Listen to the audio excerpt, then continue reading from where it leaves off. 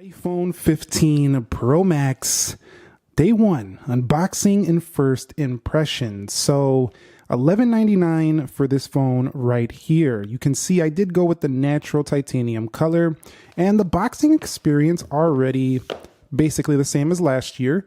However, take a look. You can see we do have thinner bezels, and there's something cool about Apple boxes. When you actually feel on the front, you can actually feel like a little cut out of the phone. It's kind of like they're letting you feel the phone before you actually touch the actual phone. Just a little thing I noticed.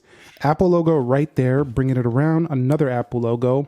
Left iPhone, right iPhone. Very clean, minimalistic, and simple. On the back, you will see just iPhone 15 Pro Max, 15 Pro Max, and USB-C charging cable available with headphones sold separately. Now it does say we do have up to 1 terabyte available, but this is an eSIM only in the US. You'll only be able to get eSIM. Now to unbox this thing, all you gotta do is pull the tab right there, and then at the bottom, we're gonna have ourselves another tab. So I'll go ahead and pull that. Okay, so pulling that, we're gonna go ahead and pull that one back, and then it's very simple. You're gonna be in this phone pretty quickly here. And there we go. Here is the natural titanium. And I got to tell you right out of the gate, this is a beautiful color. While it does look a little bit lame on the pictures in person, this looks very premium.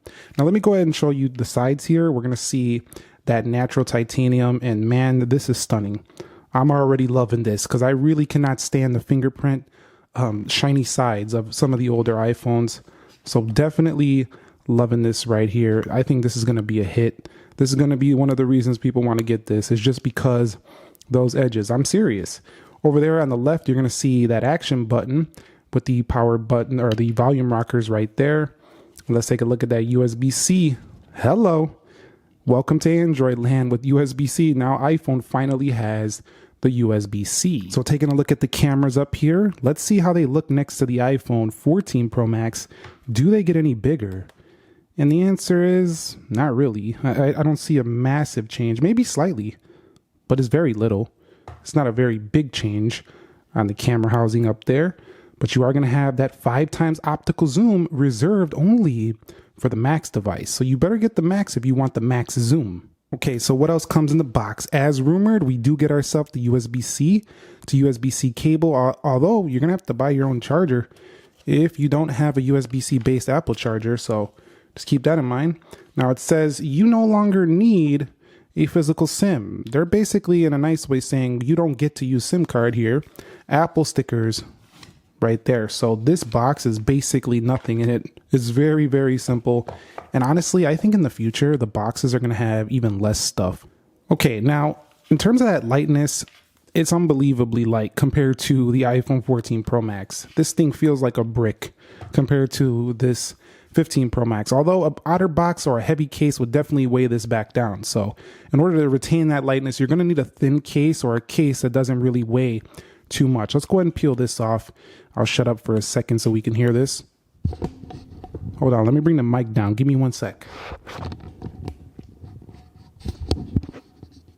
All right, here we go. Here we go. 3, 2.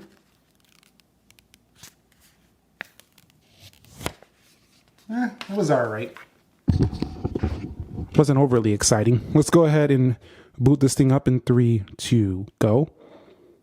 And I got to tell you, basically, I always love flat displays. So I'm already loving this right here. But what I really, really like is just the weight. The weight and the titanium edges. This is the main thing. The color, you know, it's cool, but like, I probably would have liked to see a product red color, but it's just the weight and the titanium edges. That's what I'm loving so far already. This feels as light as, it kind of feels as light as an iPhone 14 Plus, honestly, even though it's not quite as light. I'm gonna boot into this and then we'll bypass this process because how many times have you seen this? I'm not gonna waste your time with. Okay, so I skipped past most of the setup, but I gotta show you this one because this is new. The all new action button will allow you to press and hold to turn the silent mode on and off, or you're going to have the option to go ahead and customize this. So you're going to be able to take this thing into different modes, whether it be the flashlight, the voice memo, shortcuts, or camera. So there's going to be a lot of different new things you can do with this action button right here. So that's pretty neat if you ask me. Also, there is one more new thing with this phone. You now can contact roadside assistance via the emergency SOS stuff. So that's a new thing as well. Now I'm also noticing the bezels they're definitely noticeably thinner. This is the best and closest to all screen iPhone I've ever seen. So that's pretty amazing right there.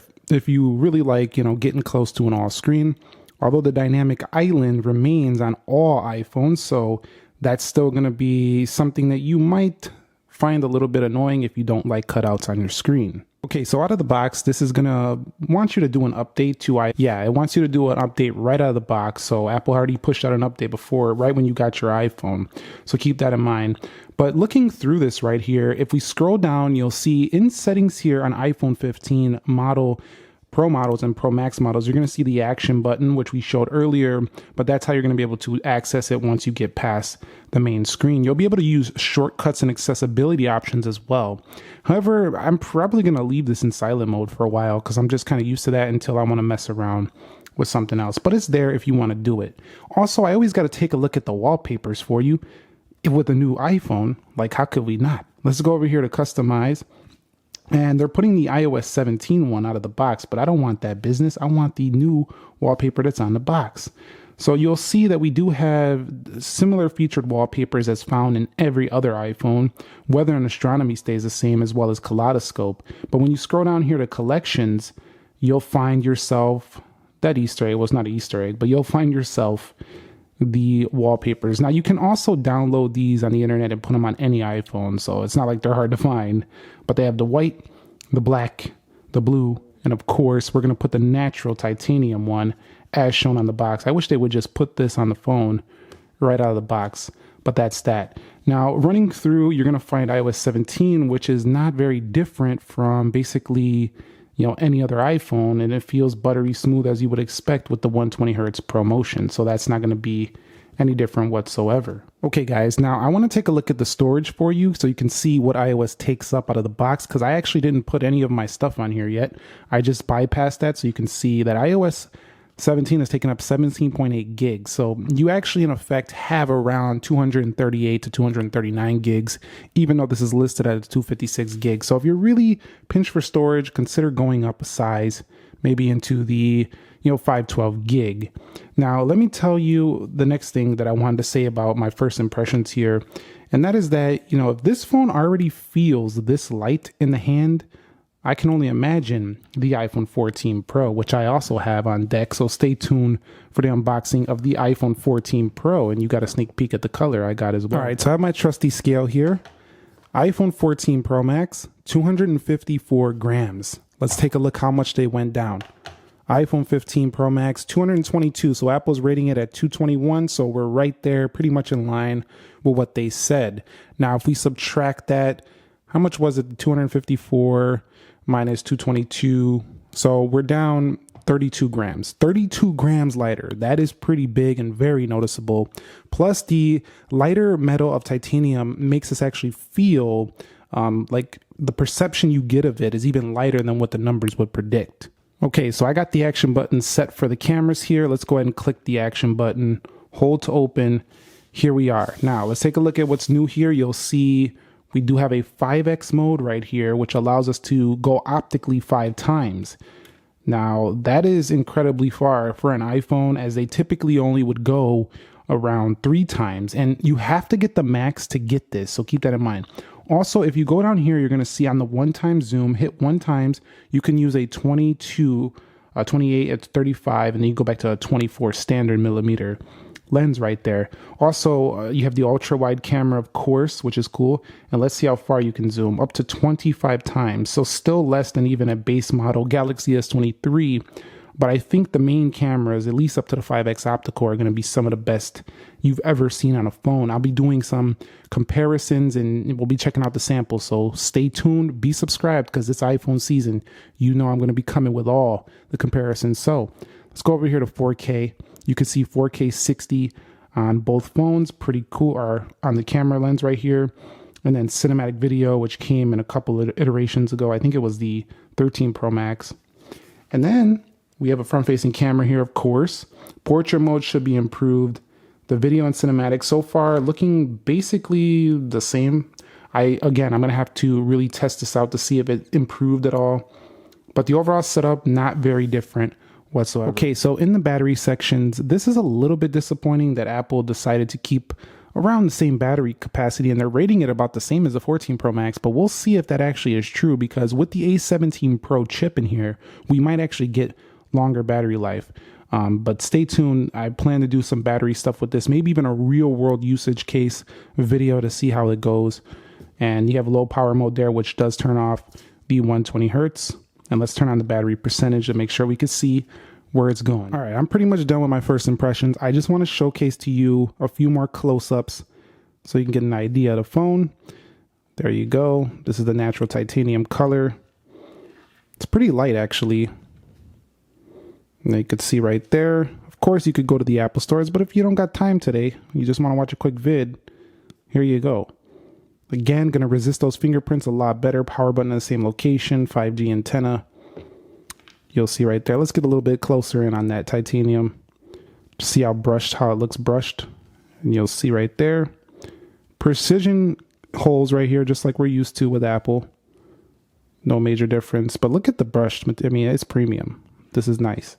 See the action button right there, very small. This is going to be very easy to adapt to. Even though you've had a silent switch before, I think it's pretty easy.